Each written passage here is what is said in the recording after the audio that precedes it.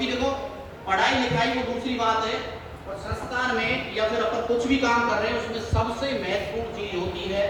कि अनुशासन, नियमितता। ये दो चीजें ऐसी हैं कि अगर कोई स्टूडेंट कम भी पढ़ रहा है और अगर ये दो चीजों को साथ में लेके चलता है तो कहीं ना कहीं सक्सेस उसके पीछे रहता है, सक्सेस उसके पीछे रहता है। ये दो चीजें अगर नहीं है तो चाहे स्टूडेंट कितना भी पढ़ रहा हो, रात दिन एक कर रहा हो, उसका कोई औचित्य नहीं है। बाकी पढ़ने को तो हर कोई पढ़ता है, लेकिन कई स्टूडेंट ऐसे होते हैं कि ये सब दो चीजें अगर साथ में लेकर चलते हैं कि नियमितता और एक अनुशासन, ये दो चीजें ऐसी है कि भैया पहली बात तो आपको आदेश ही नहीं दिया गया है संस्थान की तरफ से कि भैया आपकी छुट्टी हो गई है, और बिना आदेश के बावजूद भी आप घर जा रहे हो। अब एक बात बताओ, अगर मान लो हम छुट्टी नहीं देते हैं और आपको अभी 2-4 दिन और कंटिन्यू अगर आपकी क्लास चलाते हैं, तो एक बात बताओ, जो हम अभी 2-4 दिन पढ़ाएंगे उसको आप कैसे रिकवर करोगे? कम से कम पढ़ाई के मामले में तो अपना ऐसा नियमितता होनी चाहिए कि चलो किसी कारणवश, बहुत ही अर्जेंट बस कोई ऐसा कारण है कि जिसकी वजह से अगर हम स्कूल नहीं आ पाए, तो अपने दिमाग में हमेशा ये रील होनी चाहिए कि यार सर ने आज क्या पढ़ा दिया होगा और आज मेरे से क्या छूट गया होगा कि सर ने पढ़ाया है। ऐसी अपनी नियमितता अपने साथ में रखनी चाहिए। और अगर नियमितता नहीं है तो मैं आपको ये कहना चाहता हूं कि इस नियमितता को बनाने के लिए आप जो भी करना चाहे, चाहे किसी से भी कॉम्प्रोमाइज, कुछ भी सैक्रिफाइस अगर आपको करना पड़े तो आप करो अपने लाइफ में। नियमितता और अनुशासन हर चीज के लिए, हर कामयाबी के लिए जरूरी चीजें हैं। बाकी पढ़ने में तो मैं आपको बता देता हूँ, मैं भी कोई इतना बड़ा इंटेलिजेंट स्टूडेंट नहीं था। जब हमारे टाइम पर जब हम बीएससी करते थे, मैंने आरसी उदयपुर से बीएससी करी है और वहीं से मैंने एमएससी करी है, तो मैं भी कोई इतना बड़ा इंटेलिजेंट स्टूडेंट नहीं था उस समय पर कि जो बाकी स्टूडेंट थे, जो कोई कॉलेज टॉप कर रहा है, कोई गोल्ड मेडल कर रहा है, उससे हम बहुत कम थे। लेकिन जब हमने बाद में सोचा कि नहीं यार हमें भी कुछ पढ़ना चाहिए, एंजॉयमेंट के साथ में हमने वो मुकाम हासिल किया कि मैंने खुद ने प्री पीजी जब हुई थी 2015-16 में, उसमें ऑल राजस्थान मैंने प्री पीजी में पहला स्थान प्राप्त किया और एसटी में ही नहीं, जनरल में मेरी ऑल राजस्थान 23वीं रैंक थी उस समय। और मेरे बराबर जितना एंजॉयमेंट आज भी मेरे साथी और मेरे जो गुरुजी है वहां पर जो मुझे पढ़ाते थे, वो आज भी कहते हैं कि यार वो ठीक है, वो हमारे रामहरी जी है जो अभी नांगल पहाड़ी के ही है, पिंटू जी तो अच्छी तरह जानते हैं, वो हमारे डिपार्टमेंट के हेड हैं।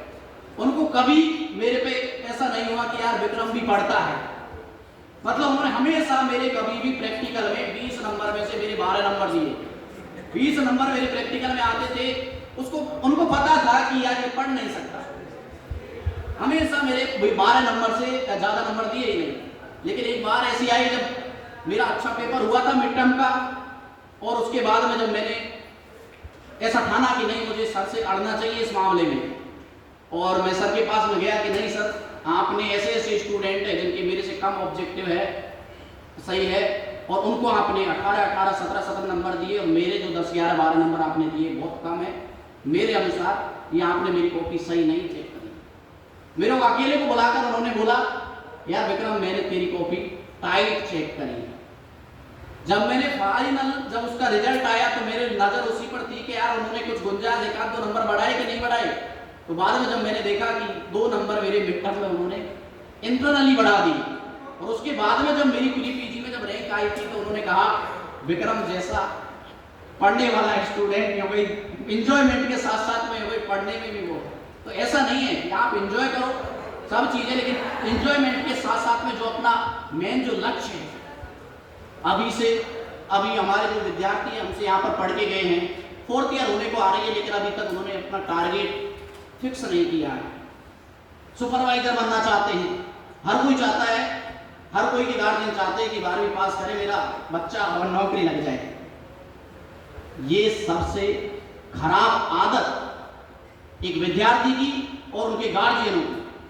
देखो अपन को मेहनत करना चाहिए और अपन को ये सोचना चाहिए, टारगेट केवल कृषि पर्यवेक्षक, एग्रीकल्चर की बात करूं तो एक कृषि पर्यवेक्षक की बात करेंगे तो एक 12वीं की जो एग्जाम होती है, वैसे बात करूं कि कृषि पर्यवेक्षक में लगना यूं ही नहीं है। अगर देखा जाए तो कृषि पर्यवेक्षक की जो एग्जाम है वो एग्रीकल्चर में सबसे कंपटीशन वाली एग्जाम है। क्यों? क्योंकि पहली बात तो उसमें बहुत ज्यादा तैयारी करने वाले स्टूडेंट उस एग्जाम को देते हैं। बहुत ज़्यादा जो स्ट्रेंथ रहती है स्टूडेंटों की, लेकिन जैसे जैसे आप डिग्री में आगे बढ़ते जाओगे, चलो आप बीएससी करेंगे, एमएससी करेंगे, पीएचडी करेंगे, कंपटीशन उतना ही कम होता जाएगा और आपकी जो जॉब है वो अच्छी मिलती जाएगी। मैंने तो ये देखा है, वो कहते हैं ना कि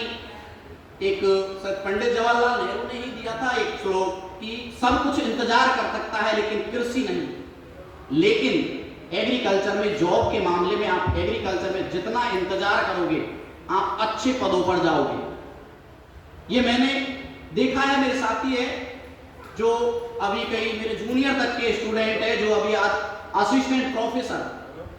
मेरे जूनियर असिस्टेंट प्रोफेसर है, कोई साइंटिस्ट है। क्यों? क्योंकि वो लेट नौकरी लगे, चलो उनकी किस्मत ऐसी थी कि यार तू लेट नौकरी लगेगा लेकिन अच्छी लगेगा, इसलिए अपना जो लक्ष्य है ये नहीं कि अपन को तो 12वीं पास होते ही आपको नौकरी लगनी है, बस अपना लक्ष्य बड़ा रखोगे तो छोटा लक्ष्य आसानी से प्राप्त हो जाएगा। मैं यही कहना चाहता हूं, दो चीजें अपने दिमाग में हमेशा साथ रखना, नियमितता और अनुशासन। अनुशासन में रह के भी अपन लाइफ को बढ़िया अच्छी तरीके से एंजॉय कर सकते हैं। ऐसा नहीं है कि आपने अनुशासन रख लिया बिल्कुल तो आप एंजॉय नहीं कर सकते। अनुशासनता के साथ में भी आप लाइफ को बहुत अच्छी तरीके से आप एंजॉय कर सकते हो और आप अच्छा मुकाम हासिल कर सकते हो।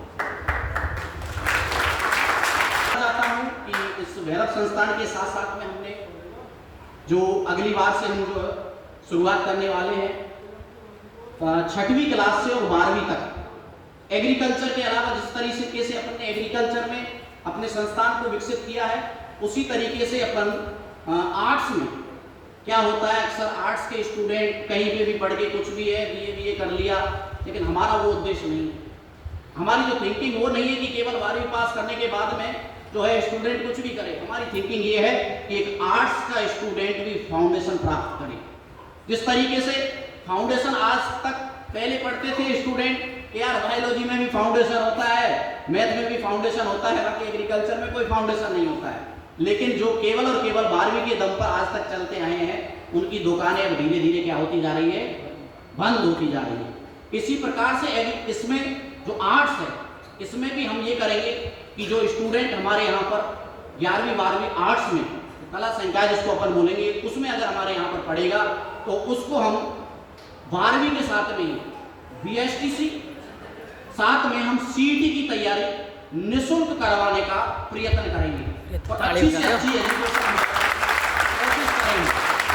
जिससे आपको पता है कि जरूरी नहीं है कि अगर कोई स्टूडेंट मैथ या साइंस से है वही अच्छी जगह पर वही कलेक्टर बने। आप जानते हो कि सबसे कहते नहीं है कि यार कि कलेक्टर की औलाद है तो कलेक्टर सबसे बड़ी पोस्ट होती है। तो आपको पता है जरूरी नहीं है कि साइंस मैथ वाला ही स्टूडेंट कलेक्टर बन सकता है। आपको पता है अगर आर्ट्स में भी अगर स्टूडेंट, आपको पता है जीके, हिंदी, ऐसे सब्जेक्ट है कि इनको भी अगर अपन जैसे फाउंडेशन की तरह अगर अपन पढ़े तो नौकरी तो छोड़ो, अपन अच्छी नौकरी अगर अपन प्राप्त कर सकते हैं। और मैं तो ये कहता हूं देखो, पढ़ने का जो उम्र रहती है ना, वो पढ़ने की उम्र 25 साल से कम की उम्र को ही पढ़ने की उम्र मानो। आप 25 से अगर ऊपर अगर आप पढ़ने के लिए प्रयत्न कर रहे हो तो वो पढ़ना नहीं है, हिजा लागू करना है। इसलिए